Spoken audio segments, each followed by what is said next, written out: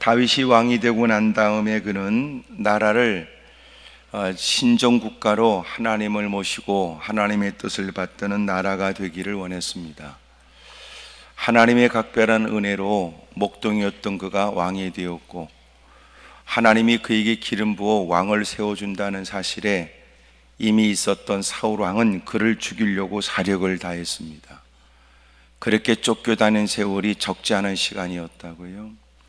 그 힘들고 어려운 시간, 10여 년의 시간을 보내고 하나님은 그가 다윗이 그 사울을 죽일 수 있는 기가 막힌 기회가 있었음에도 불구하고 하나님이 기름 부어 세운 그를 존중히 여기는 모습을 하나님도 기뻐하셨습니다. 블레셋과의 전쟁에서 사울 왕은 40년 왕짓을 해먹고 죽어버리고, 그 다음에 하나님은 다윗을 많은 유대인들의 환호성 속에서 유대의 왕이 되어져 헤브론 땅에서 약 7년 3개월 동안 그곳에서 보내게 됩니다. 7년 6개월 동안 유다 땅에서 헤브론에서 그가 유다를 다스리고, 마침내 전 이스라엘 사람들도 소위 사울 왕이 죽은 것은 다윗이 죽였다고 생각하는 오해를 갖다가 하나님께서 마침내 다윗을 왕으로 세웠다는 사실을 인정하여, 그래서 7년 6개월 이후에 그들이 한결같이 한마음이 되어서 전 이스라엘의 왕으로 모시게 되죠. 그래서 예루살렘에서 33년 동안 그는 왕으로서의 시간을 보내 거반 40년 거반 6개월 이렇게 왕으로서의 시간을 보내게 됩니다. 다윗이 왕이 되고 난 다음에 이것은 하나님의 은혜라는 사실을 잊지 않고 하나님을 잘 섬기겠다는 뜻으로 하나님의 법궤를 옮길 생각을 했습니다. 다시 말하면 기럇 여아림에 이미 법궤를 뺏기고 크나큰 어려움 속에 있었는데 그 법궤를 다시 되찾아오게 됩니다. 사무엘이 말하기를, 여러분 우리가 하나님께로 돌아와야 됩니다 라고 했던 여러분의 그 종교개혁의 시작의 일들을 여러분 기억하십니까? 마침내 사람들은 모든 우상을 던져버리고 하나님께 전폭적으로 매달렸던 그때, 그 사무엘 윗대에 엘리가 제사장이었고 홈리와 비나스가 제사장의 직무를 감당했지만 제사 일들을 짓밟고 제사를 드리겠다고 갖고 왔던 제물을 자신들의 육적인 욕구의 만족을 위해서 혈안이 돼 있던 때, 아버지의 충고도 통하지 않았고 아버지 또한 그들에게 바른 충고도 하지 못했으니 하나님께서 그 두 아들도 전쟁통에 죽게 하셨고, 엘리도 그 충격으로 의자의 비대한 몸짓으로 의자에 앉았다가 자빠져 목이 부러져 온 집구석이 개판이 됩니다. 그리고 집구석에다 저주를 받죠. 그 다음에 사무엘이 이미도 한나가 템문을 하나님에 막았으므로 응답을 얻고자 서운하여 하나님이 기도하도록 만드셨고, 그래서 하나님께 내놓은 젖을 떼고 난 다음에 성전에서 열심히 봉사하는 여인들의 품에 성장했던 나시린이었던 사무엘이 성장을 해서 그렇게 이스라엘 백성들의 영적인 리더가 됩니다. 여러분, 그때 이미도 하나님의 법궤는 기럇 여아람이 있게 되었고, 그 다음에 사울이 등장하게 되지만 사울 역시 하나님께 여쭙고 물으려고 하지 않았습니다. 그러므로 기럇 여아림에 20년 동안 있었고 사울은 왕이 돼서 40년의 세월을 보내도 하나님께 무릎 꿇지 않았으니 60년의 세월이 지났고, 이미도 오늘 본문에는 예루살렘에 다윗이 있었던 걸 보면 그 시간이 약 10년의 시간으로 잡는다면 약 70년 동안 하나님의 법궤는 블레셋 땅에 뺏겼다가 다시 기럇 여아림이 있은 지 70년이 되는 때입니다.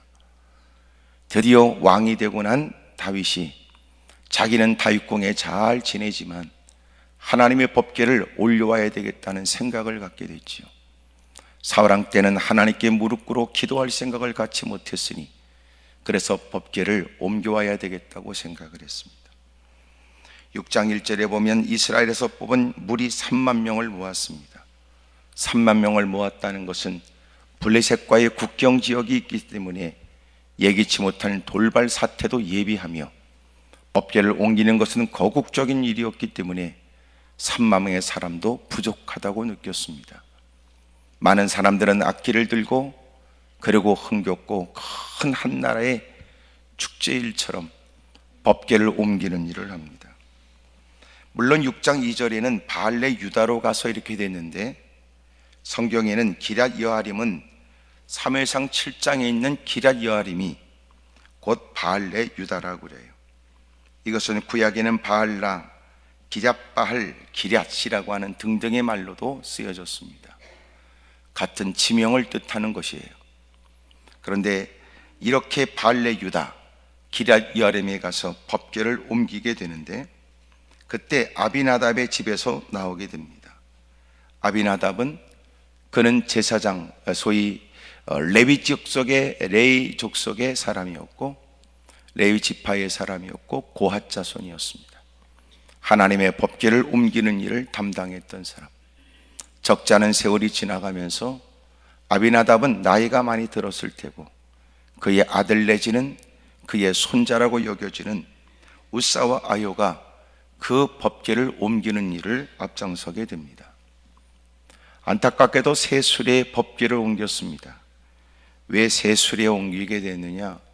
사무엘상 5장 6장 보게 되면 7장까지 소위 말해서 블레셋 땅에 전쟁이 져서 법궤를 뺏기게 되었고, 블레셋 땅에 다곤 신전에 그들은 전리품처럼 다곤 신전에 집어놨는데, 다곤 신이 법궤 앞에 엎어져 마치 경배라도 하듯이 엎어진 모습을 보고 다시 그 법궤 앞에 누웠던 다곤 신을 세워놨습니다.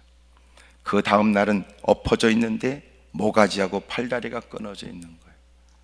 그 다음에 일어난 일들은 그 지역에 독종이 일어나 사람이 죽어가기 시작합니다.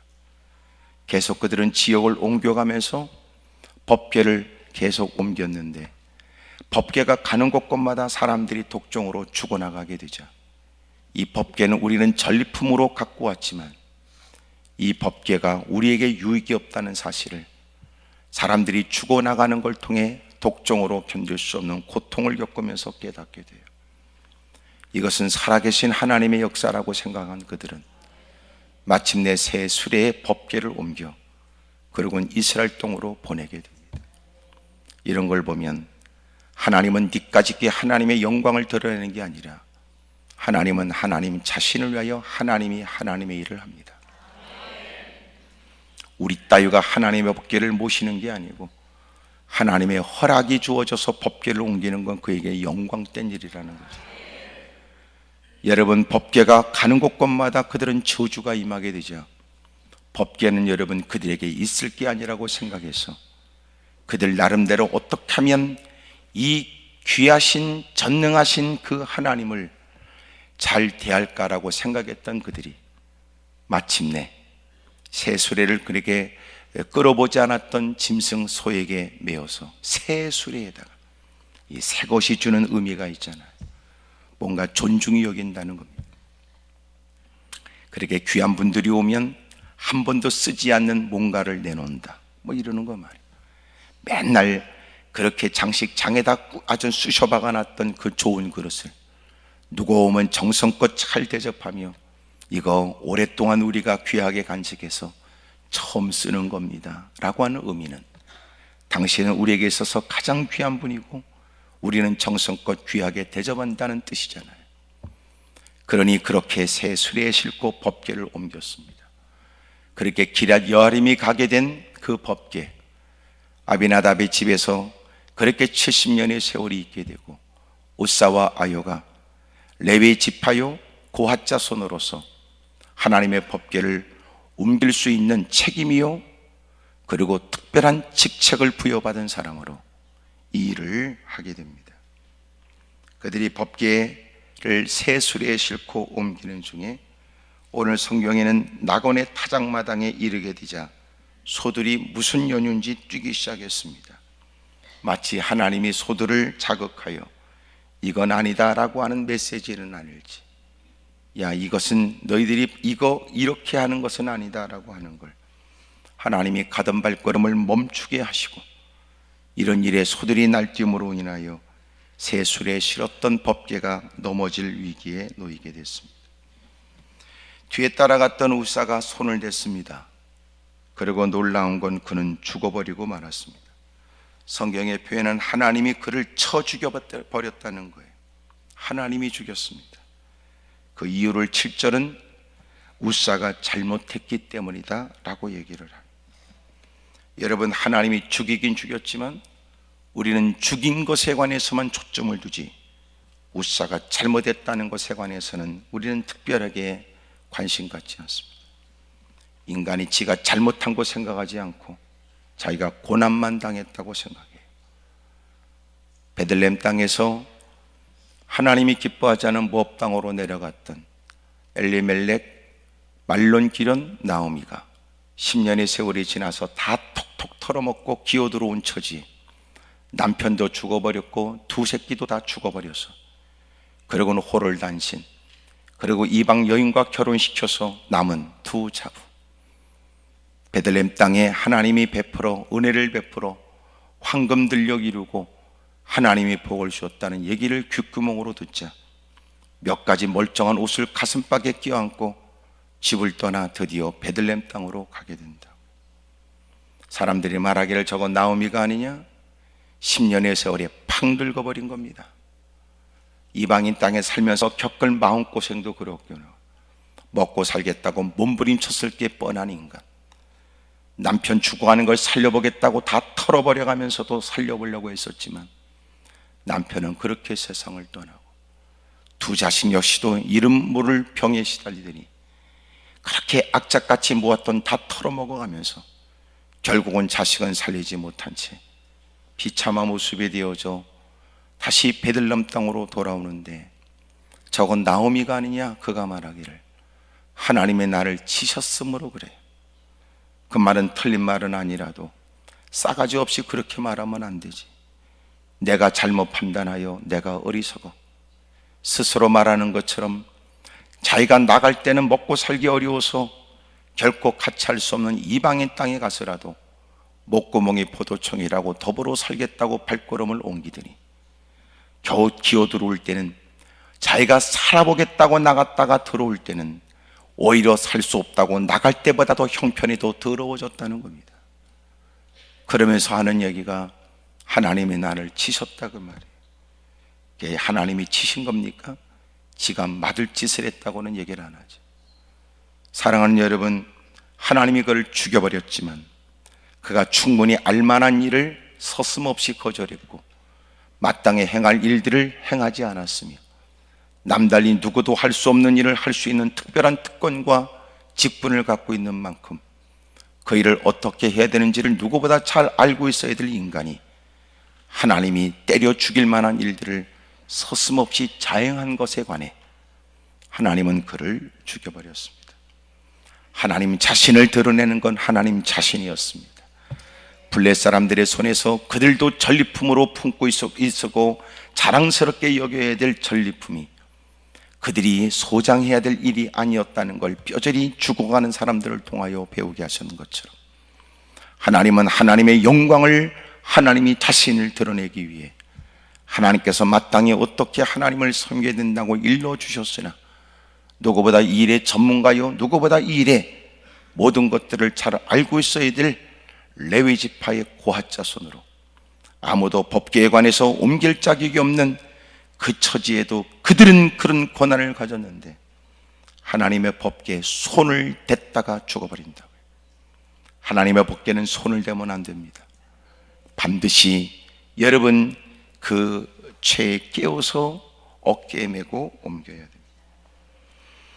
오랫동안 약 70년 동안 있으면서 여러분 마침내 그렇게 레위 지파의 고핫 자손이라고 하는 것으로 집구석은 이어지지만 하나님을 섬기는 걸 제대로 배운 적이 없는 거예요. 몇 대가 예수 믿는다 그런 헛소리 하지 말고 여러분 신앙생활을 어떻게 해야 되는지, 어떻게 그 직분을 감당해야 되는지를 배운 적이 없는 거예요. 그러니 세술에 옮기는 것도 이방인들이 하는 것을 여러분 흉내냈을 뿐이요, 하나님의 법궤는 어깨에 메고 옮겨야 된다는 것을 몰랐습니다. 하나님의 법궤는 무슨 일에서도 손을 대면 안 된다는 사실을 몰랐습니다. 그리고 하나님이 쳐 죽여버린 거예요. 직분이 중요한 게 아니에요. 그 직분에 합당할 만큼 누구보다 성경에 관해서 그 직분을 어떻게 감당해야 될지, 남다른 직분을 가진 만큼 남다르게 일에 관한 전문가와 지식과 경외심과 진지함으로 임해야 되는데, 얼핏 주워 들은 얘기, 예배 시간을 참석하여 뻔한 예배 아니냐고 곧다고 얘기를 하고, 그 얘기가 그 얘기 아니냐고 흘낏 듣는 것으로 만족한 인간이 마침내 하나님의 일을 할 때는 그만큼 숱한 예배 동참하여 들은 말씀이 있어 누구보다도 주님을 잘 섬길 것 같은 인간이 결과적으로는 아무것도 하는 게 없는 거예요.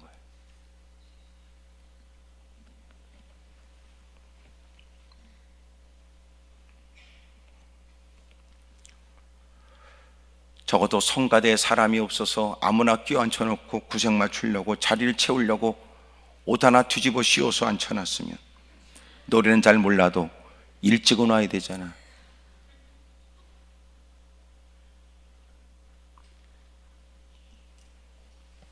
적어도 그것이 얼마나 귀중한가라고 하는 의식과, 내가 빼어난 목소리는 아니라도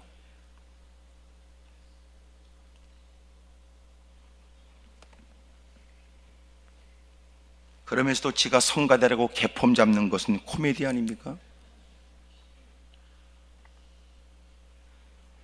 여호와 하나님이 우사가 잘못함으로 말미암아 진노하여 그를 죽여버렸습니다. 그는 거기서 하나님의 궤 곁에서 죽어버렸고, 거국적 행사로 치러졌던 법궤 옮기는 일은 멈춰야만 했습니다.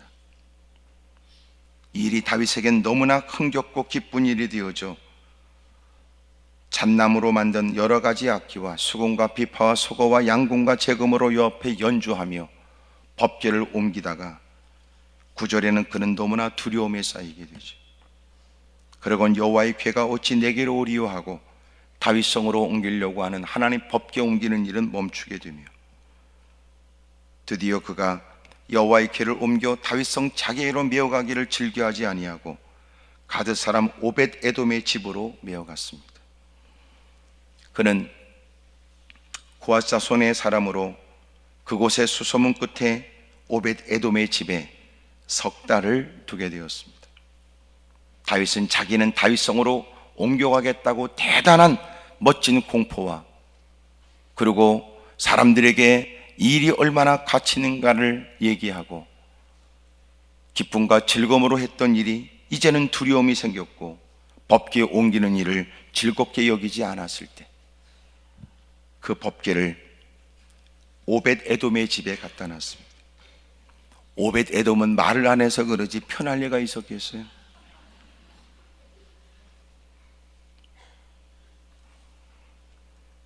아니, 본래 생각도 없는 일, 지가 다윗성으로 옮겨가겠다고 기럇 여람이 멀쩡해 있는 것을 법궤를 옮기기 시작하더니, 그리고 우사가 죽어버린 사건에 모든 사람이 기겁하고 놀라고 두려워할 일에 이제는 자기에게 법궤를 갖다 놓고 지는 가버렸으니 말이에요. 그럼에도 불구하고 다윗은 법궤를 자기 다윗성으로 옮겨가려고 했던 본래의 계획을 바꾸고 그 일을 즐겁게 생각하지 않고 오벳 에돔의 집에 갖다 놨는데, 오벳 에돔은 그 법궤를 잘 모시게 되면서 석 달 만에 가시적으로 주님이 은혜를 베풀어 오벳 에돔과 그의 온 집에 복을 주신 겁니다. 마치 하나님께서 많은 사람이 갖고 있는 하나님에 대한 두려운 마음을 하나님은 다 일순간에 불식시키기 위해서, 야, 하나님은 본래 그런 하나님이 아니야. 야, 그것은 그놈의 새끼가 잘못해서 그런 거지. 하나님이 본래 그렇게, 하나님은 생명의 주님인데 오죽하면 그랬겠냐? 하나님 마치 설명하시는 것 같잖아요. 얻어 터졌으면 네가 잘못한 거지 하나님이 문제가 있냐? 그런 것 같잖아요. 어떤 사람이 다윗 왕에게 얘기했습니다. 하나님께서 그렇게 당신이 거국적 행사를 하다가 갖고 오지 않았던 법궤를 오벳 에돔의 집에 갖다 놨는데 그 오벳 에돔의 집에서 하나님이 은혜를 베풀어 어마어마한 복을 주셨다. 이런 얘기를 들어요. 두려워했으며 법궤 옮기는 일을 기쁨으로 여기지 않아 멈췄던 그가 오벳 에돔을 통해서 일어난 하나님의 역사에 마음 가운데 희망을 갖습니다. 그리고 드디어 법궤 옮기는 일을 시작하게 되죠. 그래서 마침내 그는 사람들에게 다 얘기했습니다. 야, 아무리 봐도 우리가 지금까지는 하나님의 법궤를 메고 옮겨야 되는데 메지 않았구나. 그리고 다시 하나님 말씀을 살펴 하나님 말씀을 따라 여러분 새 수레에 실어서 옮기는 것이 아니라 마땅히 레위 지파 사람 중에 고핫 자손들 그들이 어깨에 메고 하나님의 법궤를 옮기게 합니다. 13절에 여호와의 궤를 맨 사람들이 6걸음을 가매 다윗이 소와 살찐 송아지로 제사를 드리고 하나님 앞에 힘을 다하여 하나님께 춤을 추며 찬송을 하지요. 그리고 법궤는 마침내 옮겨오게 됩니다. 그래서 법궤 옮기는 일들이 이루어지게 되거든요. 오늘 성경을 통해서 하나님이 우리에게 고난을 주는 것은 무슨 연유일까? 여러분, 고난을 통해서 하나님이 우리에게 암시하는 것은 무엇인지에 관해서 살피려고 합니다. 여러분, 고난은 첫째 자기를 살피는 거예요. 여러분, 취지는 하나님의 영광이고 뜻한 바는 교회를 위한 것이고 뜻한 바는 더 하나님의 뜻을 받들겠다는 거룩한 뜻에 자기가 헌신하겠다는 뜻입니다. 땀을 흘리고 애를 쓰고 수고를 아끼지 않죠. 그럼에도 불구하고 우리에게 있는 고난은 무슨 연유냐 말이에요. 뭐 때문에 이런 고통과 어려움을 겪어야 합니까? 여러분, 그 일을 통해 주님이 가르쳐 주는 건 하나님의 문제가 아니라 너에게서 찾아보라는 거예요.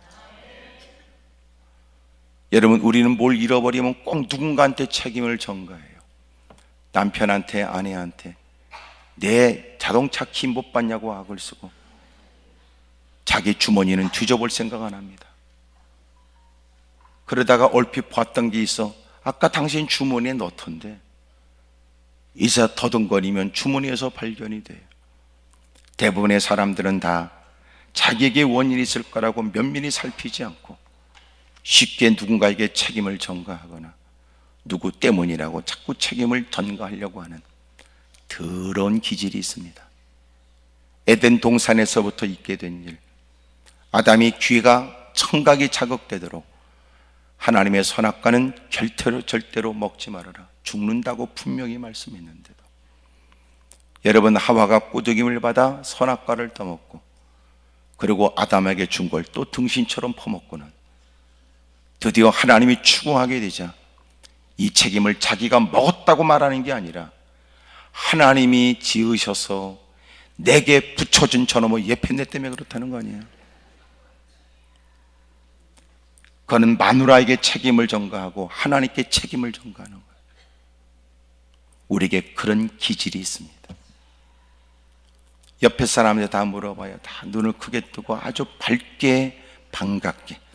그쪽도 그러냐고. 시작. 반가운 거 아닙니까? 비슷한 사람 만나서.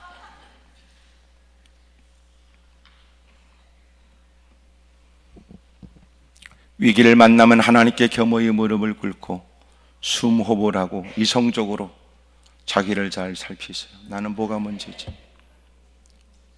이렇게 새 수레에 실으면 이건 멋진 거 아니야? 누가 봐도 이것은 내가 법계에 관해서 존중히 여긴다는 뜻 아닐까? 지난날고 이렇게 이방인들이 법계를 새 수레에 싣고 왔는데 문제가 없었는데 왜 지금은 그렇게 했어? 그렇게 하는 것이 주님이 좋아하실 것 같으네. 봐라, 우리가 추진하는 일에 누구도 이것은 그릇되다고 말한 자가 없으며 누가 봐도 이것은 이 3만 명이 모여들어서 각양의 악기로 소리를 높이고 모든 사람이 다 환호하고 기뻐할 만한 이런 일에 누구도 이 문제를 제기한 사람이 없으니 이 일은 합당하고 이 일은 당연한 일 아닌가 싶었습니다. 어찌 보면 하나님이 바르지 못한 일을 지켜보고 계셨다는 듯,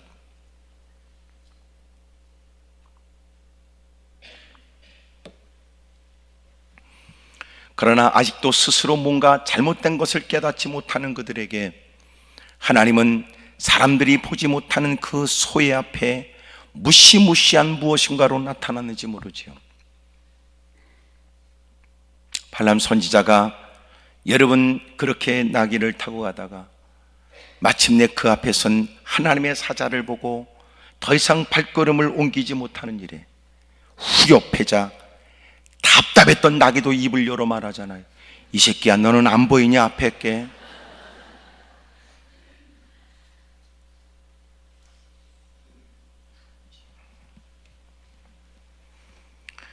여러분, 소가 어떤 년인지 두려운 마음으로 그랬는지 소가 뛰기 시작합니다. 뒤에 실었던 법궤가 넘어질 처지에 놓이게 되죠. 여러분, 법궤가 넘어졌다고 말하지 않아요. 주님은 넘어지지 않아요. 주님이 다 알아서 하세요. 여러분, 하나님의 거룩한 일엔 너의 도움이 필요하지 않아요. 단지 하나님의 나를 써주는 게 은혜지요. 말씀으로 천지를 창조하신 하나님이 너 같은 인간도 하나님이 지으신 하나님인데, 하나님이 우리의 도움을 필요로 하는 게 뭐가 있단 말입니까? 이미도 하나님은 영광 중에 계시고 이미도 영광을 온 천하를 통하여 영광을 받고 계시는 하나님. 여러분, 우리가 누구와 비교하면 개떡 같고 거지 같은데도 누가 비교할 때는 거지 같고 본인도 여러분 잘났을 때는 거들먹거리다가 얻어터져 하나님 전에 다가왔으니, 우리가 살펴보면 대단한 사람은 세상에 널려 있고 교회 안에조차 또 서로 피차 기준을 따라 잘나고 못난 인간도 나는 도토리 기재기만 하고 있는 인간들, 돈을 따진다면 세상에 대단한 사람이 한둘이 아니고 형편을 따진다면 무사람들도 다 인정할 만한 대단한 사람이 적지 않은데도 하나님은 자신의 위신에 맞지 않게 우리같이 거지 같은 걸 불러다가 하나님의 자녀로 삼아주시고 잘하지도 못하는 그 일을 그 사람에게 그 일을 맡겨셔서 그것을 기쁨으로 지켜보시며 즐거워하신다니, 그것은 주님이 그토록 우리 같은 인간들에게 그토록 시켜서 앵벌이 시키려고 하는 게 아니고 주님이 우리를 사랑하기 때문에 그런 거예요. 뭔가 일할 수 있는 것도 은혜라고 생각하기보다는 지가 뭐 주님을 먹여 살리는 줄 착각하는 거지 같은 인간들이 적지 않습니다. 네가 하나님을 먹여 살리는 게 아니에요. 하나님의 은혜로 살고 있지. 철없을 때는 하나님은 내 필요 때문에 존재한다고 생각했지만 시간이 지나 비로소 하나님을 경험하고 하나님을 알게 되면 내가 하나님의 거룩한 일에 한 부분으로 내가 필요한 사람이 된다는 것이 가장 큰 영광스러운 일이라는 걸 알게 됩니다.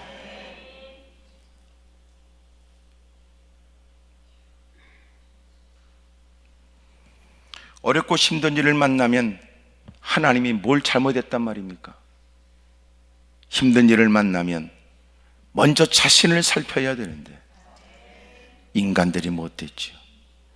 하나님께 겸허히 무릎 꿇고 생각나는 죄를 하나님께 토설할 뿐만 아니라 워낙 익숙해져서 죄의식도 갖지 못하는 강파고 완악한 인간인지라 하나님 저로 하여금 어두워진 총명이 밝아져 하나님의 뜻으로 분별하고 옳고 그름에 의해서 회개할 수 있도록 도와주십시오.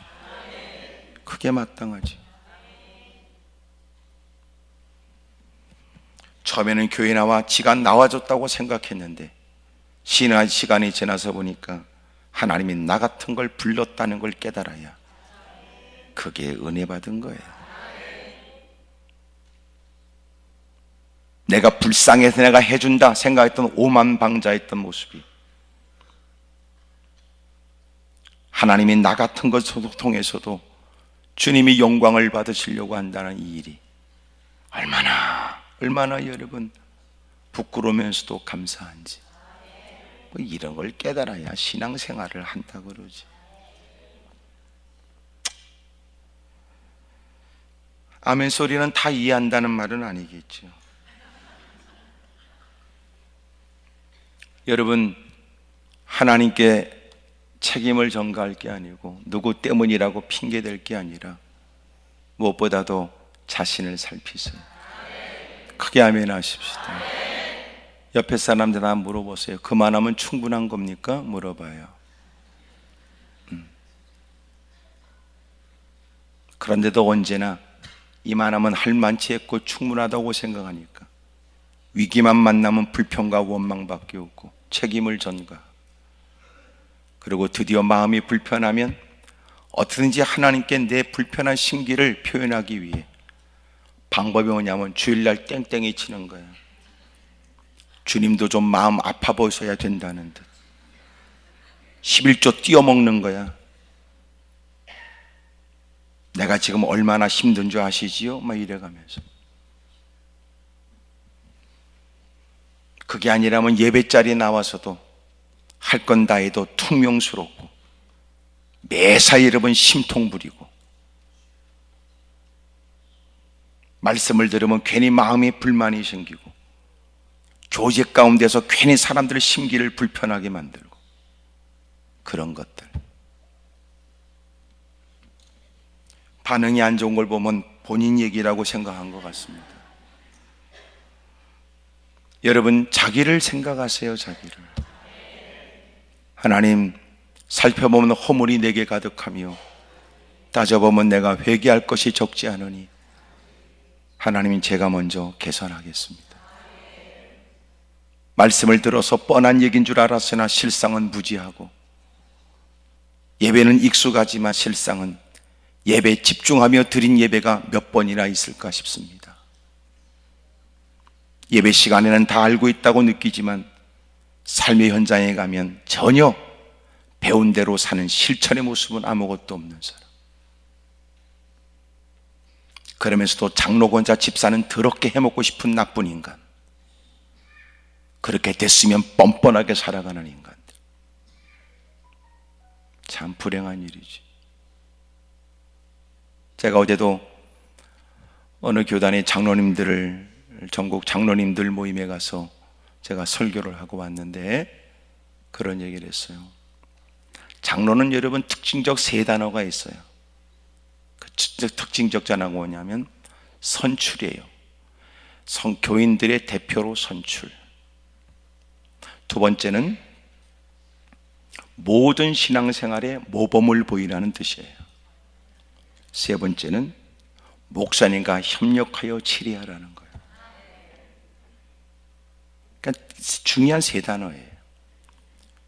근데 문제는 선출을 했다고 하는 이 말을 지가 특출난 줄 알면 안 돼요.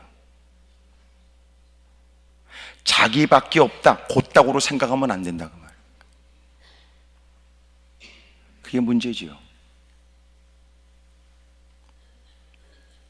또 하나는 뭐냐면 모범을 보이라는 거지, 장로가 되기까지 네가 모범을 보인 것 같아서 장로가 된 게 아니고, 모범을 보인 네가 장로가 되지만 더 모범을 보여달라는 뜻으로 장로를 세워주니까 지가 지금까지 모범을 보인 게 끝이네.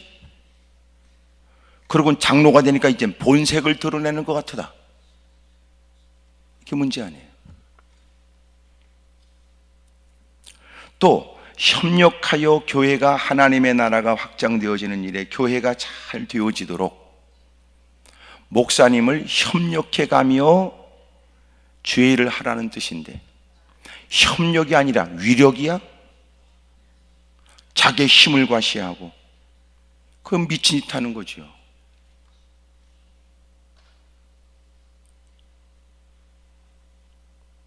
정말 훌륭한 장로님들 많으세요. 근데 우리끼리 있으니까 진짜 나쁜 놈도 많아.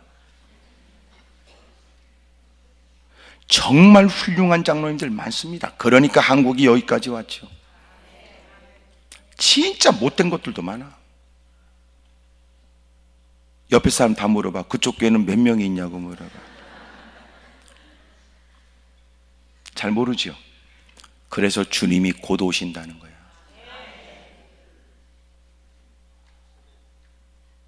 우리가 알지 못하는 비밀을 다 까발리기 위해서, 진짜와 가짜를. 우리도 예외 없이 주님 앞에 서야 되지만,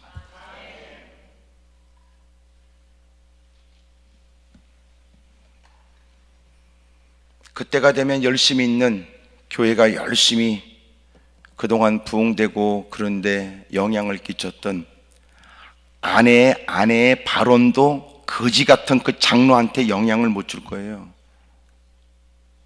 어떨 때는 그 남편은 거지 같은데 아내 때문에 그냥 넘어가는 경우도 있고, 아내는 개판인데 남편 때문에 넘어가는 일이 많거든. 잘 모르신다는 거야? 너무 잘한다는 거야?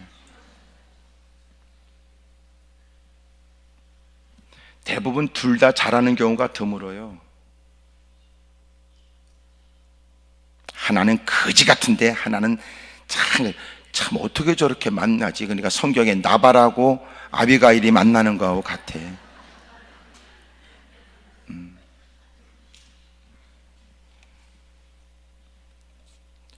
근데 그때 이름은 철없는 예편네가 거지 같은 새끼를 장로로 세워주려고 그러면 안 된다고요. 그리고 자꾸 지가 무슨 뭐 내조를 잘해서 장로를 만들었다 그따고 헛소리하면 안 돼. 장로다운 장로감이 장로가 돼야지요. 권사감이 권사가 돼야 되잖아요.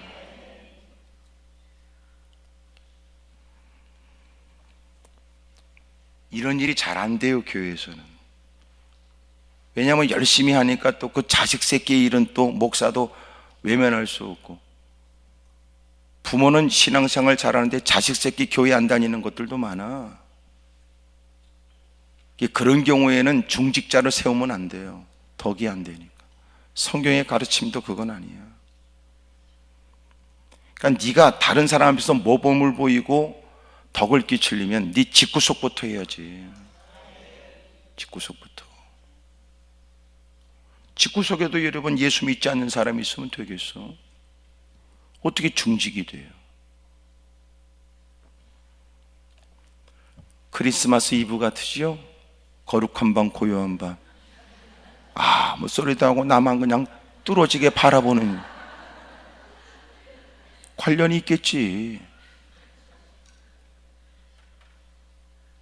자기 새끼 하나 여러분 그렇게 신앙적으로 권면하지 못하고, 무슨 놈의 그런 인간들이 교회 안에 들어와서 젊은 사람들의 무슨 본을 보이고 덕을 끼쳐요?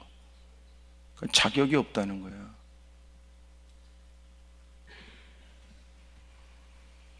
그러니까 어느 날 여러분 불현듯 목사님한테 목사님 추천서 써달라고 그러고, 취직하는데 거기는 반드시 목사님의 추천서가 필요하니까 자식 새끼 교회도 안 나오는 거를, 여러분이 담임 목사면 써줘야 돼, 말아야 돼? 응?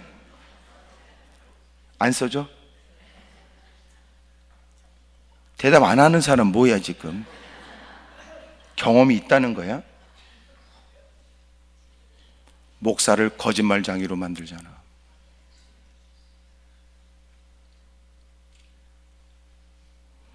그거를 사람들은 편하게 뭐라 그러냐면 목회적 차원에서 해줘야 된다. 개판이죠, 개판. 목회적 차원에서 해줘야 된다. 그것이 결국은 어떻게 고려가 되느냐? 그러면 목사의 추천서를 받는다는 건 목사의 정직성과 그 목사직에 걸맞는 그의 신실함에 근거하여 그분이 추천한다면 적어도 우리가 모든 걸 세세하게 검증할 필요가 없이 웬만한 신앙생활에 관해서는 검증이 되겠다는 뜻인데, 목사보다 거짓말한 건데 뭐. 결국 그것은 내 새끼에 대한 일이 아니에요. 사회의 문제예요. 어떻게? 목사 말은 믿으면 안 돼. 주선서도 믿을 건 안 돼. 결국 그러게 돼. 누가 만들어? 네가 만드는 거지. 누가 만들어?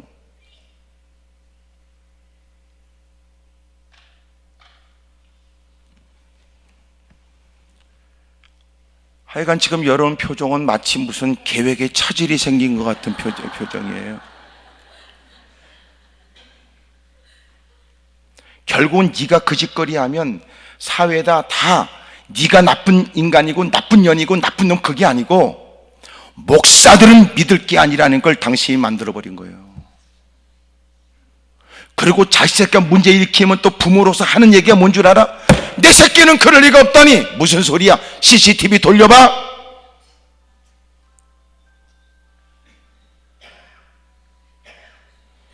이게 그래서 우리가 신앙생활 한다는 게 뭐냐면 언제나 부모로서 사는 게 아니라 신앙인으로 사는 거예요. 근데 우리는 신앙인으로 사는 게 아니야. 전부 다 부모로만, 자식으로만, 남편으로만, 아내로만 사니까 아나니아 삽베레처럼 둘 다 죽어버리지. 내가 오늘 목사님한테 가서 이렇게 저렇게 거짓말하면 너도 그런 줄 알아?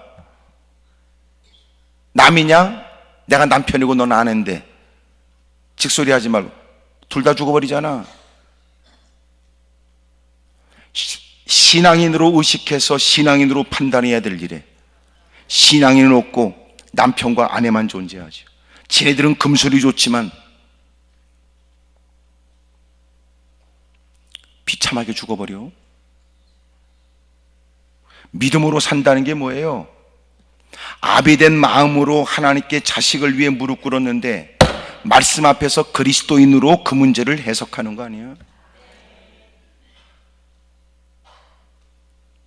하나님이 아브라함에게 이제야 네가 나를 경외하는 줄 알겠다고 말씀하신 건 아버지에게 이르실 말씀이 아닌 듯한 하나님 말씀이 아버지로서는 잔인하여 결코 수용할 수 없는 하나님 말씀 앞에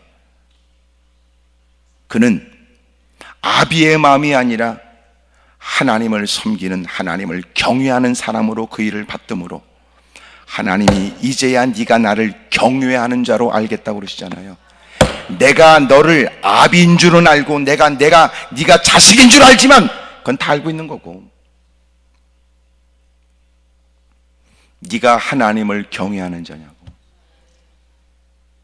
오늘도 대부분 우리가 기도하는 것도 아비된 자요, 자식된 자요, 부모로서, 아내로서, 남편으로서만 존재한다면, 그래서 하나님께 흥정하거나 하나님께 뭔가를 얻어야 되겠다고 생각하는 건 신앙인이 아니에요.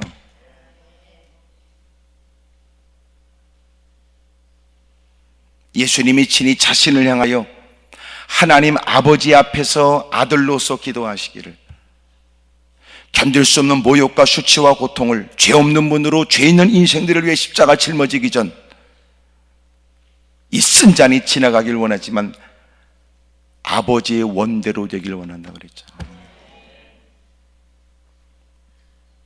그러니까 어느 때가 돼야 우리가 이렇게 엎어져도 신앙인다울까요? 지금 당신이 원통해 하는 건 아비의 마음이고, 당신이 하나님 앞에서 이러면 울부짖고 몸부림치는 것도 자식이나 남편이나 아내의 마음만 있을 뿐이지, 신앙인의 마음으로 기도하는가? 그거 묻고 싶은 거예요. 내 새끼가 음주운전하다 걸렸어요. 어떡할 건데? 사고를 냈어요. 일어난 끔찍한 일에 다른 가정은 여러분 비참해졌는데 어떡하라고? 당신이 뭘 기도하는데? 나는 여러분의 집에 이런 불행한 일이 없길 바라요.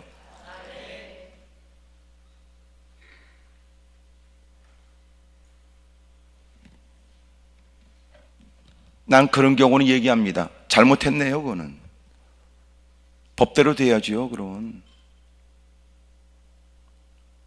법대로 돼야지. 그거는 그것도 몇 번이나 음주운전 몇 번 걸렸는데 결국은 그래 상원에 넘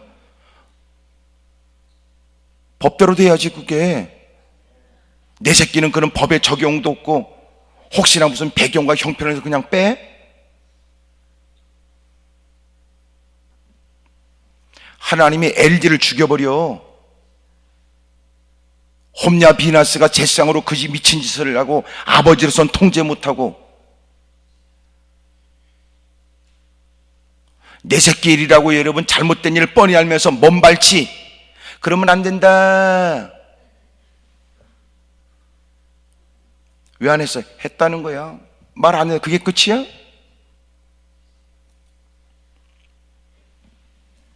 네가 개입 못하면 주님이 개입하지. 엄중한 손으로. 그러니까 우리가 부모로서 자식을 돌봐야 되는 건 마땅하고, 피차간의 부부끼리 서로가 위하고 존중하는 것 당연하지만, 언제나 신앙 의식을 갖고 왔어요. 성경에 가르치는 건 네가 아내를 어떻게 대해야 될지, 남편을 어떻게 대해야 될지, 자식을 어떻게 교육해야 될지 성경에 가르쳐 주잖아요. 오늘도 여러분의 대부분의 기도는 쓰레기 기도도 많아요. 전부 다 지 개인적, 자기 주관적, 자기 감정적 판단에 의해서 하나님이 무조건 내 편이 돼서 옳고 그름에 대한 하나님의 판단을 놓고 내 편만 들어달라고 하는 그 쓰레기 같은 기도도 많다고. 물론 하나님이 그 일에 쓰레기다, 귓구멍에 대지 그렇게 말씀은 안 해. 단지 하나님은 기다려. 시간이 지나면 깨닫지 내가 얼마나 어리석게 기도했는지.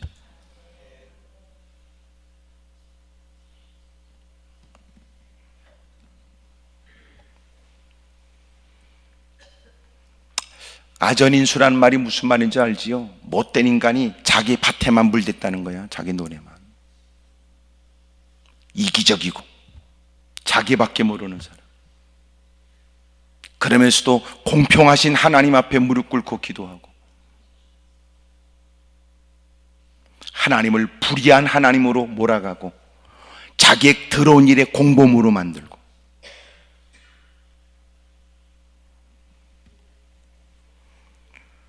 우리는 신앙인으로 살아야 됩니다.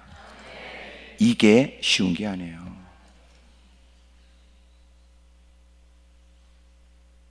그래서 우리의 믿음은 성장해야 되잖아요. 크게 아멘 하십시다. 당신은 신앙의식을 가지고 그 모든 일을 살핍니까? 다른 자식은 몰라도 내 새끼는 돼야 되고, 실력은 부족해도 내 새끼는 붙어야 하나님의 기적이고, 이런 더러운 마음이 우리에게 있다. 목사도 마찬가지. 우스갯얘기 같지만 시골에서 막 운동회를 하는데, 크지 않은 동네 초등학교에서 운동회 하니까 교회 목사님이 마치 유지처럼 천막 아래 공책에 놓여있는 내빈석 의자에, 철의자에 앉아서 모자 하나 눌러 쓰고 경기를 지켜보고 있는데, 눈빛이 빛났던 것은 아들이 뛰는 거야. 문제는 신호소리와 함께 뛰기 시작했는데 제일 꼴찌더래.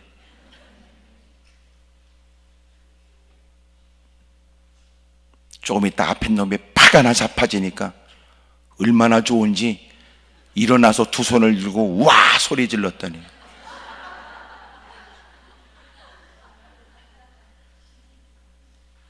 앞에 놈 자빠져가지고 얼굴 긁은 거는 전혀 문제 없고, 그게 인간이라는 거야.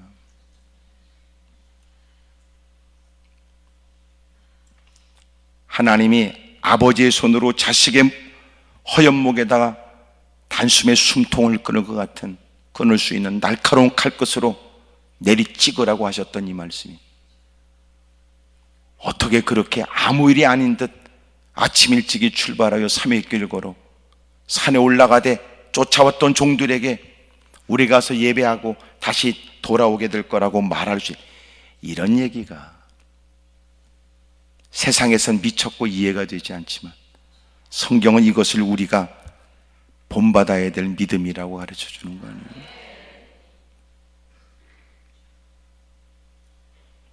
아직도 우린 멀었어요. 장사하면서도 장사치의 마음이 클 뿐이지, 신앙인으로 이것이 하나님께 영광이 되고 이를 통해서 주님이 드러나는가, 이 생각이 쉽지 않다고 말해요.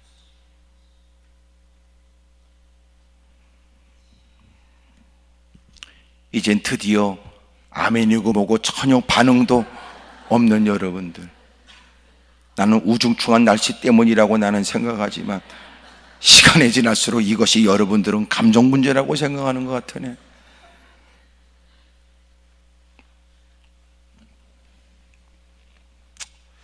옆에 사람 다 얘기하세요. 듣긴 그래도 말은 맞지요. 그래 봐요. 시작.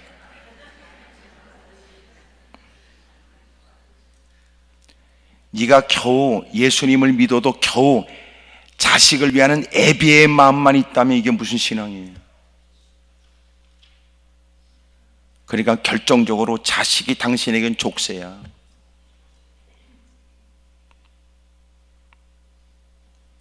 그렇다고 자식을 내쳐버리는 말입니까? 내쳐버리라는 말입니까? 오히려 주님께 맡겨야 주님이, 내가 돌보는 것보다 주님이 더 책임져 주지요. 네가 자식 새끼를 끌어안다고 해서 자식이 죽어가는 생명을 네가 살려?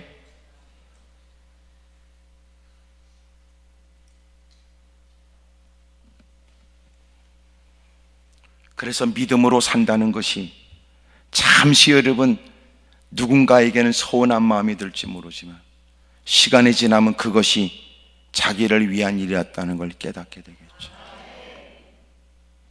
어느 집사님이 기도원에 올라오 은혜를 받고, 목사님 저는 오늘 너무나 많은 걸 배웠어요. 이제 보니까 나는 어머니가 싫었습니다. 이유는 어머니가 너무나 아버지하고 많이 싸웠거든요. 이유는 한 가지인데 신앙생활 때문에 그래요. 아버지는 믿지 않고 어머니는 믿는 분이었고, 그것이 자녀를 위한 일이라 싶어서 눈물 쏟고 몸부림치며 기도하고, 그런 일에 아버지는 그냥 그 일에 관해 핍박하고 날마다 싸움이 잦았대요. 그런 어머니에게 왜 그렇게 싸우냐고, 교회 안 가면 되지 왜 싸우냐고 그랬던 그가 세월이 지나서 누구보다도 풍족하고 편안하게 행복하게 살아가는 가정생활에 이제 보니까 어머니의 배후에 기도가 있었다는 걸 깨닫게 돼요. 그리고 눈물을 흘리며 이것이 어머니가 자식을 위해서 흘렸던 눈물이었다고, 눈물 때문이라는 걸 고백하더라고요. 오늘 기도 내려가기 전에, 어머니한테 전화를 드리라고 그랬어요. 어머니 고맙습니다. 내가 엄마한테 대해서 막 불평하고 원망했던 때가 있었는데 생각해 보니까 엄마, 나 이렇게 사는 거, 엄마가 그렇게 아버지와 다퉈가면서라도 주님은 포기할 수 없고 자식을 위해 엎드려 기도하는 것은 나처럼 살지 말고 더 잘 살라고 하나님께 엎드려 기도하는 어머니의 간절한 기도였다는 걸 깨닫게 된 거예요.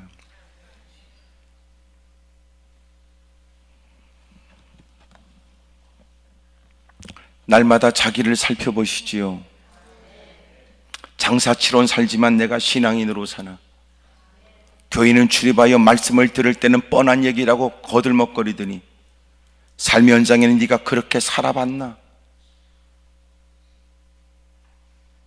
그러면서도 온갖 복은 자기한테 있어야 되고 자기가 추진하는 일은 무조건 잘 돼야 된다는 생각하는 이 미신적 사고가,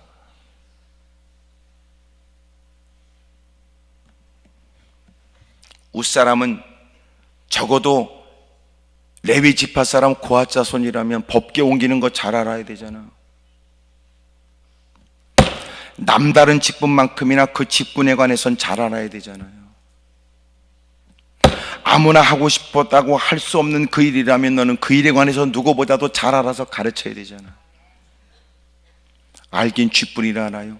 밥 퍼먹는 데 앞장서고 자기의 야망과 삐뚤어진 것만 있고 허세만 떨고 거들먹거리려고 하고, 이게 문제지요. 대답 없는 여러분을 향하여 계속 얘기합니다. 집에 가서라도 아멘 할 수 있기를 기대하면서, 여러분 고난을 만나면 자기를 살펴요. 어떤 전제예요? 하나님은 잘못이 없다는 거예요. 하나님은 잘못이 없어요. 하나님은 완전하신 분이세요. 하나님은 오류가 없으세요. 하나님은 만물이 여김을 받지 않으세요. 하나님은 회전하는 그림자가 없었어요.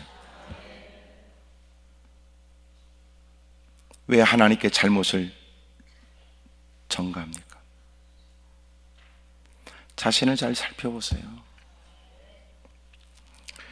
두 번째로, 왜 우리에겐 고난이 있나요? 이것은 주님이 누군가에게 기회를 주시려고 하는 거예요. 오벳 에돔은 전혀 이런 일에 낄 수 있는 사람이 아니었어요. 그런데 소가 뛰게 되고 법궤가 쓰러질 것 같자 우사가 손을 댔고 우사는 죽어요. 이로 인해서 다윗은 두려워했습니다. 모든 사람이 동일되이 악기 소리는 멈추게 되고 사람들은 겁에 질렸습니다. 이제는 법궤를 다윗성으로 옮겨가는 것이 더 두렵게 느껴지니까 이제는 법궤를 어떻게 처리해야 되냐 말이에요. 그러는 중에 오벳 에돔의 집에 옮겨가게 돼요. 좋을 때 시키지, 꼭 이런 일은 내가 해야 돼?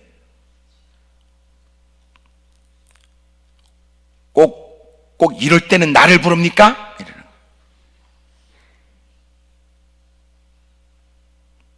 그들도 무서우면 저도 싫습니다. 그들도 싫어하는 일을 왜 내가 해야 됩니까? 왜 좋을 때는 그렇게 니네끼리 들이퍼먹고 꼭 요럴 때는 싫습니다. 그럴 수 있을 때. 오벳에돔은 그 기회를 쫓아 잘 섬겼습니다. 고난은 우리에게 또 기회가 될 수 있다는 암시 아니에요. 고난이 주는 것은 때로는 고통과 어려움도 있지만 고난은 또 다른 기회가 돼요.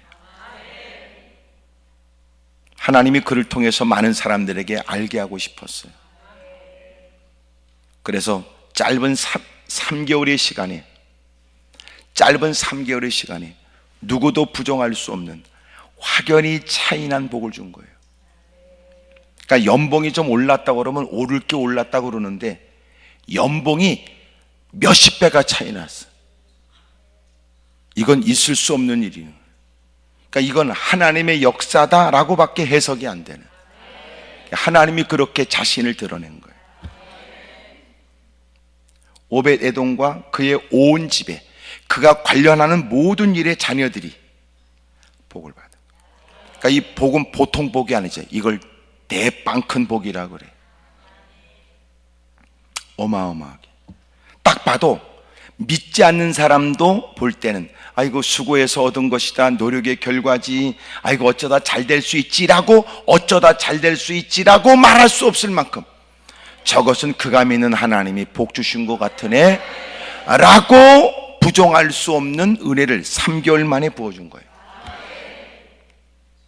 일어난 사건은 온 나라의 이슈가 되었고, 그리고 되어진 일 때문에 사람들은 두려운 마음으로 그 집에 일어난 일들을 지켜봤겠죠. 베푸심이 너무나 각별하니까 그 얘기가 왕의 귀에까지 들려지게 됩니다. 고난은 끝이라는 개념이 아닙니다. 고난은 또 다른 시작이란 얘기지. 근데 우리는 고난이 익숙하지 않아요. 아니, 고난이 싫은 거예요. 더 쉽게 말하면 아픈 거 싫어. 이것이 또 다른 시작이 될 수 있어도 싫어. 왜냐하면 늘 해왔던 일에 안주하고 싶은 마음이 있어요. 변화는 필요하지만 여전히 우리는 그냥 편하게 살고 싶어. 변하는 걸 원하는 거예요? 편한 걸 원하는 거예요? 만약 여러분이 변화를 원한다면 편한 걸 포기해야 돼요.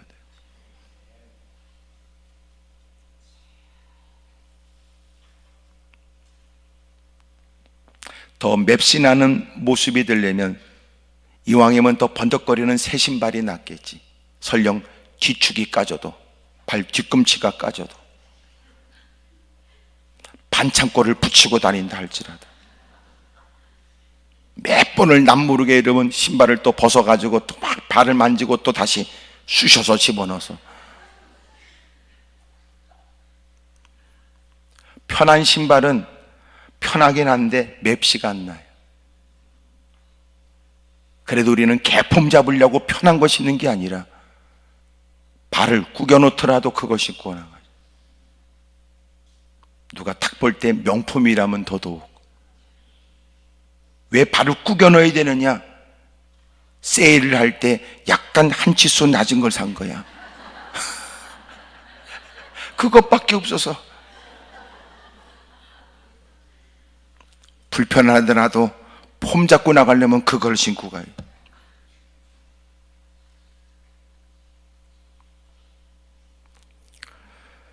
우리가 진정한 변화가 되려면 편한 것을 극복해야 된대요.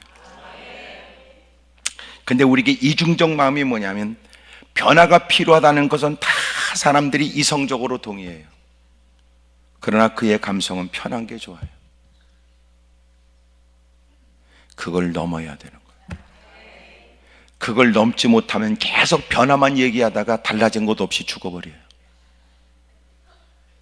그리고 이제는 나이 퍼먹으면 이 나이에 뭘 하겠냐고 핑계대요. 우리가 다 그럴 가능성이 크지. 옆에서 물어봐. 그쪽은 어떠냐고 물어보세요. 시작. 이하동문.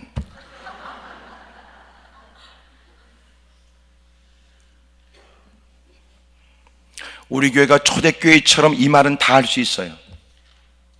그러나 인간들이 초대교회처럼 날마다 모이는 건 불가능하지. 초대교회처럼 하나님의 역사를 흠모해요. 그러나 날마다 모여 기도에 힘쓰는 건 안 한단 말이에요. 주둥이로 말 몇 마디 하는 건 누구라도 할 수 있어요. 쉬운 거 아니죠. 진짜 변화를 원하면 편한 것을 포기해야 돼요. 지금 여러분이 아멘 안 하는 건 편하면서도 변화할 방법이 없냐고 그렇게 지금 물으려고 그러지요.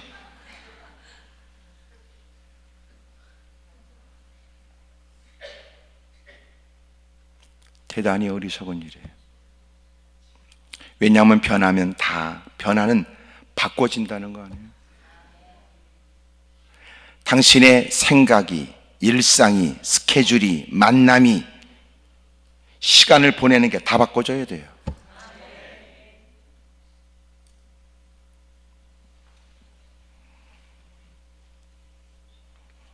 이 말이 어렵다면 살 빼는 거 생각하면 빨리 이해가 되죠.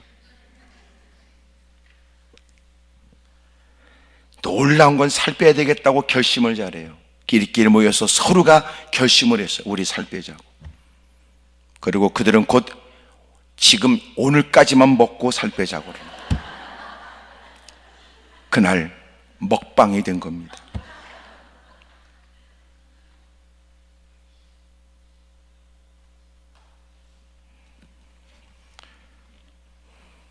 제일 쉬운 건 말처럼 쉬운 게 어디 있어요.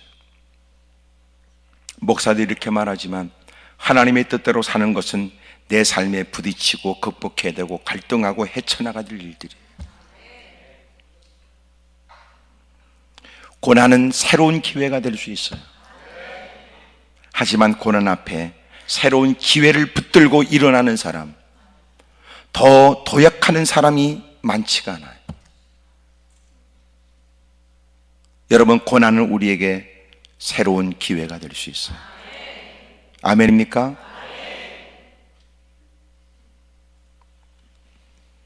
근데 고난에 관해서 우리는 좌절하거나 절망을 여기면 불행하죠.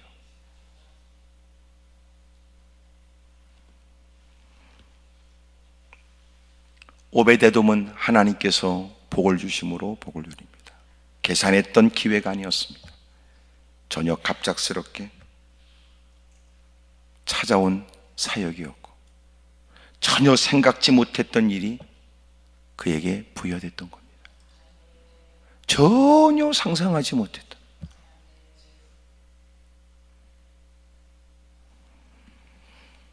마치 기다렸다는 듯이 그 일을 감당합니다. 그리고 하나님은 그를 통하여 위대하심을 나타내 줬습니다.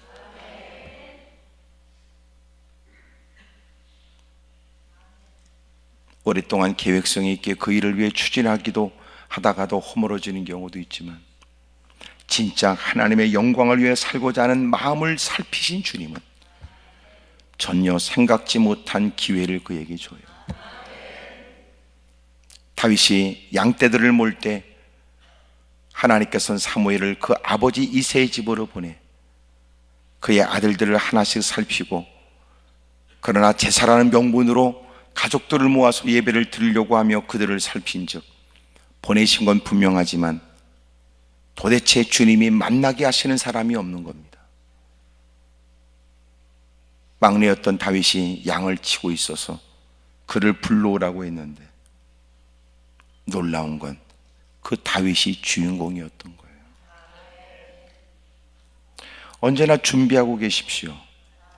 당장 그 자리에 끼지 못한다 하여 당신의 지금까지 수고와 노력이 헛된 건 아니에요. 당신이 하나님 앞에 언제나 준비되어 있으면 예기치 못한 절망감, 상실감, 그리고 거절감, 견딜 수 없는 고통, 괴로움의 단어로 인식되어지는 그 고난이 당신에겐 특별한 기회가 될 수 있다는 거예요.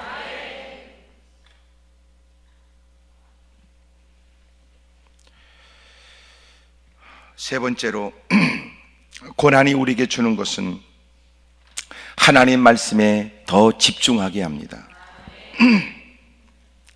다윗은 이 일 때문에 깊은 고민에 빠지게 됐습니다. 하나님께서 우리에게 뭘 원하실까? 주님은 우리에게 뭘 하기를 원하실까? 일이 얼마나 고민이 되는지 모른단 말이에요. 역대상 13장에 보면 이렇게 되어 있어요. 3절에 우리가 우리 하나님의 궤를 우리에게로 옮겨오자 사울 때 우리가 궤 앞에 묻지 아니하였느니라 하며 사람들이 다 좋게 여겼습니다. 그러나서 드디어 그 일 때문에 우사가 죽게 되고 크나큰 고통을 겪게 돼요. 15장에 다시 시도를 하는 겁니다. 역대상 15장 13절. 전에는 너희가 매지 아니하였으므로 우리 하나님 여호와께서 우리를 찢으셨으니 이는 우리가 규례대로 그에게 구하지 아니었음이라 하니 그래. 여러분, 크나큰 고통과 어려움의 두려움의 사건을 경험하고 드디어 여기 다윗은 귀에 들려지는 하나님의 법궤로 인하여 석 달 만에 크나큰 복을 받았다는 오벳 에돔의 얘기를 듣게 되자 도대체 그렇다면 우리는 뭘 잘못했는가 살펴 말씀 앞에 낱낱이 어떻게 법궤를 옮기게 되는지를 살핀 거예요. 깨닫게 됐어요. 아, 하나님의 법궤를 메고 옮기지 않았구나. 역대상 15장 14절 이에 제사장들과 레위 사람들이 이스라엘 하나님 여호와의 궤를 메고 올라가려 하여 몸을 성결하게 하고 모세가 여호와의 말씀을 따라 명령한 대로 레위 자손이 채에 하나님의 궤를 꿰어 어깨에 매니라 그래요.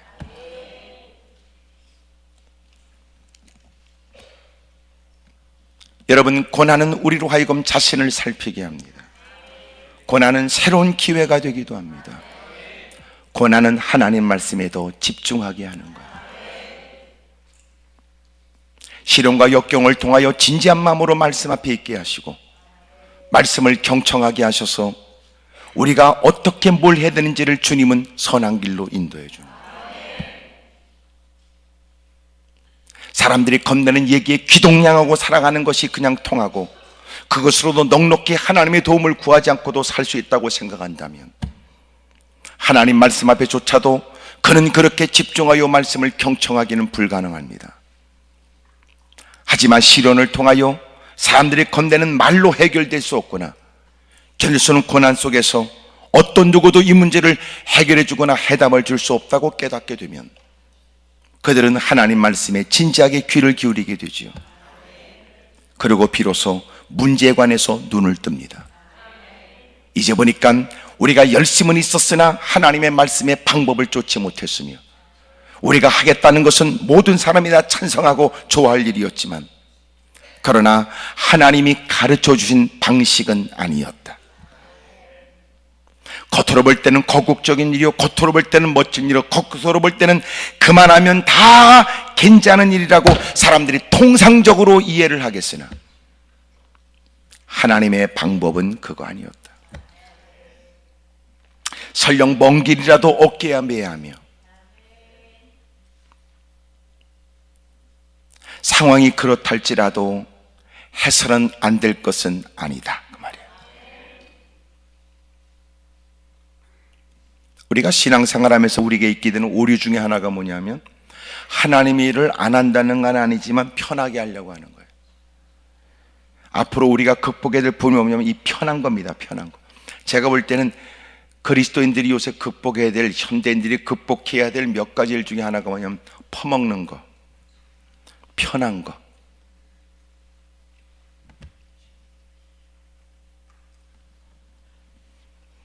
전부 다 퍼먹기만 해요. 미안하지만 교회는 퍼먹으러 모이는 데가 아니에요. 은혜를 받아야 되고 은혜 안에서 교제한다는 뜻으로 식사를 나누는 거지, 못 먹어서 굳이 하는 게 아니라는 거예요. 근데 놀라운 건 은혜 없이 퍼먹는 거에 힘쓰니까 사람들의 관심은 은혜 받는 일에 힘쓰는 게 아니라 퍼먹는 일에 더 많은 시간을 둬요. 이런 경우 예배를 드리다가 뻘떡 일어나 나간다. 왜 나갈까요? 밥하느라 나가는 거예요.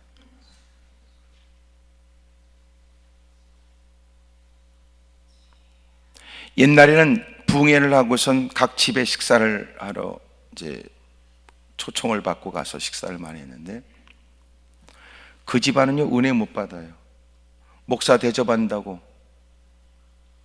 낮 시간에 나오지 않고 가서 점심 식사 준비, 거기다 혼자 안 되니까 구역 식구들까지 동원해서, 그리고 식사 대접하면서 곁다리로 또 구역 식구들 잔치가 돼요.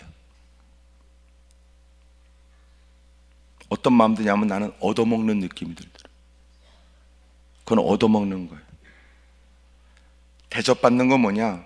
하나님 말씀을 같이 나누고 은혜를 받고, 그게 대접받는 거지. 내가 얻어먹으러 왔나?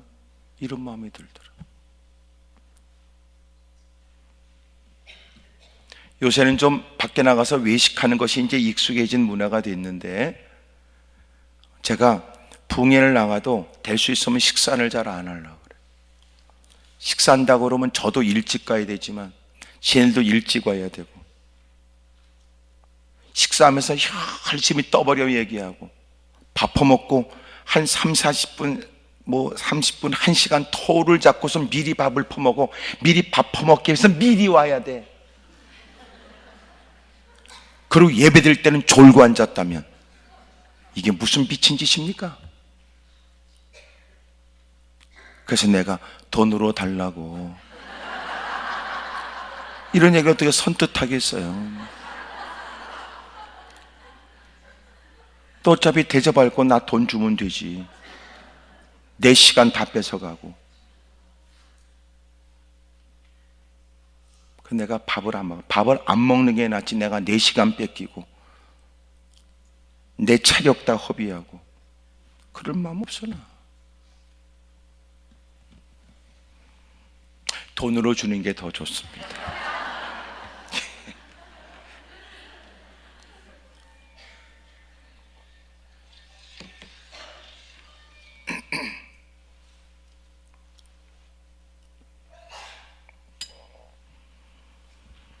여러분, 저와 여러분들이 어떻게 해서든지 가장 중요한 걸 잊어버리면 안 돼요. 가장 중요한 거. 예배 드리겠다면 예배 드리는 게 더 중요하고 그러는데, 이게 예배 드리고 교제하기 위해서 식사 주면 간단하게 하면 되지.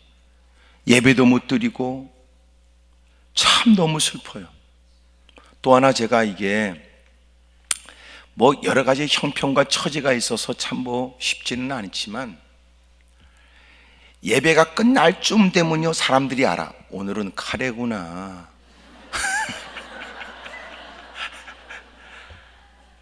그리고 옆에 사람 얘기해. 오늘 먹고 가자. 계획이 없다가 곳곳에 느껴지는 냄새를 보고, 야, 오늘 불고기 같았다. 야.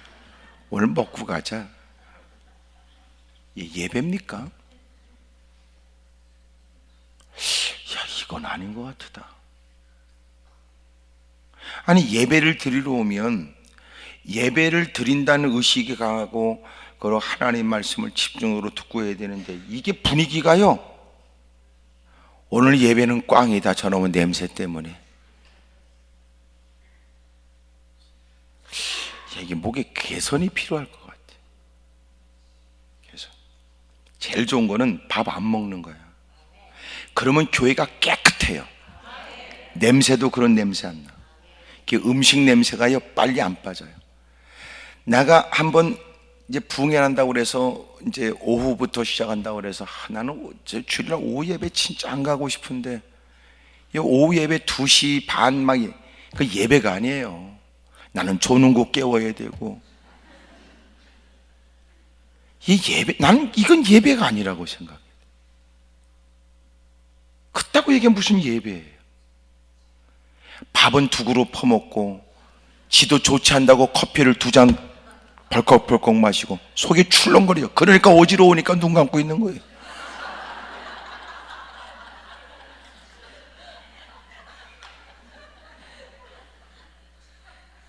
눈은 반쯤 걸쳐가지고,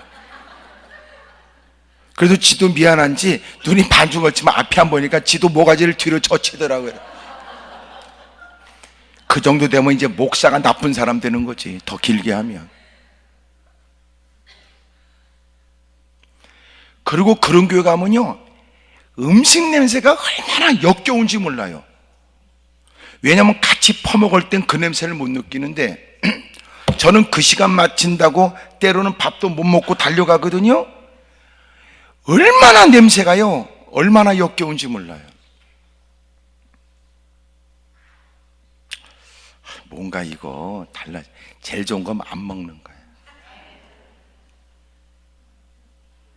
여기서 지금 분위기 보니까 5분의 1만 아멘 하는 거 보면 5분의 4는 그래도 퍼먹는 게 남는 거라는 거 아닙니까?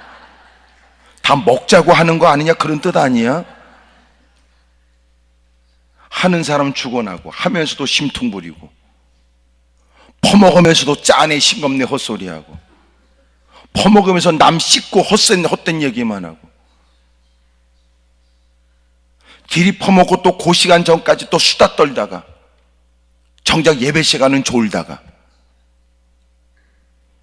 뭐 하는 짓이냐 그 말에 나는. 이게 예배냐? 제일 좋은 거는 주일날 딱 예배 끝나고 빨리 가세요. 갔다가 이따 집에 가서 퍼먹고 쉬었다가 정신 챙겨서 예배 드린다 생각하고 오세요. 이래야 돼. 근데 교회 입장에서는, 목사님 그러면 그 인간 갔다 안 옵니다. 그러니까 퍼먹은 죄로 붙들어 놓으려고. 교회 입장은 이해가 되지요.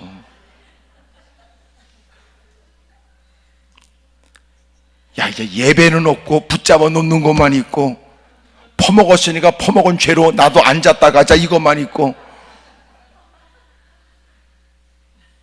아니 뭐 하는 거지? 이게 문제의식을 느껴야 변화가 있어요. 제가 볼 땐 이거 편한 거, 먹는 거, 이걸 극복해야 되겠다. 편한 거 뭐냐? 가면 갈수록 예배 시간도 뒤로 자빠지려고 그래요. 편해지려고. 이렇게 바닥에 앉았다가 의자에 앉았다가 극장식 의자로 바뀌어지다가 조금 있으면 이제 레바를 달아서 등받이가 뒤로 제껴질 겁니다.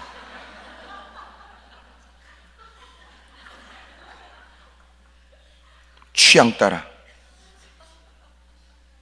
조금 있으면 이제 목사가 와이어줄에 매달려서 공중을 날면서, 왜냐하면 다 자빠져 있으니까 위에서.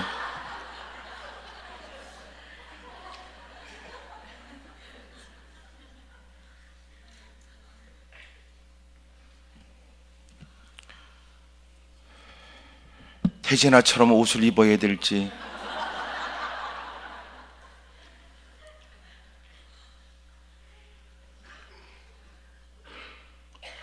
지금 중요한 걸 다 잊어버린 거예요, 우리는.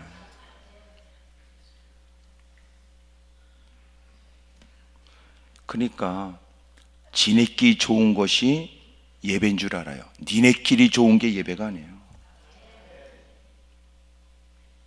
착각하잖아요.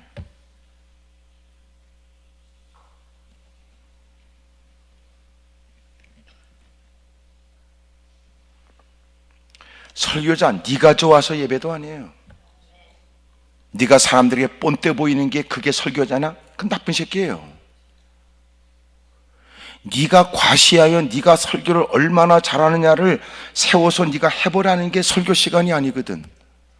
하나님이 안타까운 마음을 목사를 세워서 전하여 설득하고 하나님께로 나오고 예수님을 따르도록 만들어야 될 책임이 있는 설교자가, 성도들에게 설교 잘한다고 하는 얘기가 설교자가 들을 얘기입니까?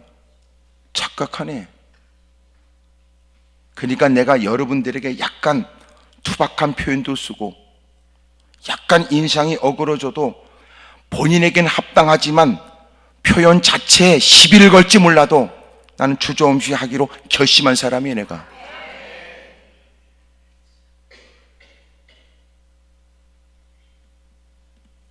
이런 거 보면 이해하지. 아유, 저 목사는 좀 다듬어져야 되겠네. 그렇게.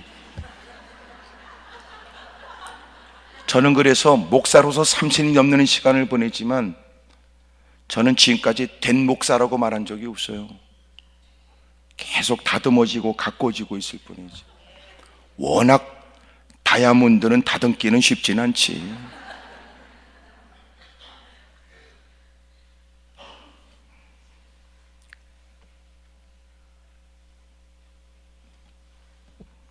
하나님이 왜 우리에게 고난을 줘요? 고난을 통해 너를 살피게 하고 새로운 기회를 주고 말씀에 집중하라는 거예요. 다시 말하면 고난이 이 사람 저 사람 쫓아다니면서 만나서 넋두리하고 한숨 쉬고 탄식하라는 게 아니에요. 물론 사람인지라 위로가 필요할 수 있어요. 잠시 몇 마디 내 편을 들어줄 사람이 필요할지 몰라요. 하지만 그런다고 해서 당신의 문제가 해결되지 않는 거 아시잖아요. 마침내 위험을 만나고 깊은 실망 속에서 사역의 크나큰 곤비암 속에 빠졌던 엘리야도 로뎀나무 아래 앉아서 죽기를 구하게 되었고, 하나님은 나약해진 그에게 천사를 보내서 마실 것과 먹을 것을 그리고 잠을 재워 그로 하여금 다시 말씀 앞에 서도록 40주야를 걷게 만드세요. 그에게 공급하시는 물질은 40주야를 걷게 하기 위함이며 그에게 다시 기력을 회복하게 한 것은 하나님의 말씀의 자리로 나오게 할 목적이었어요. 결국은 주님 앞에서 그는 다시 사명감을 갖게 되었고, 주님 부르시는 그날까지 이스라엘과 아람 나라 왕과 그리고 자기의 후계자를 세우는 마지막 사명을 완수하게 됩니다. 고난이 우리에게 주는 의미는 험상궂은 모습으로 다가오지만, 그렇다고 해서 그것이 곧 우리가 좌절하거나 절망해야 될 일은 아닙니다.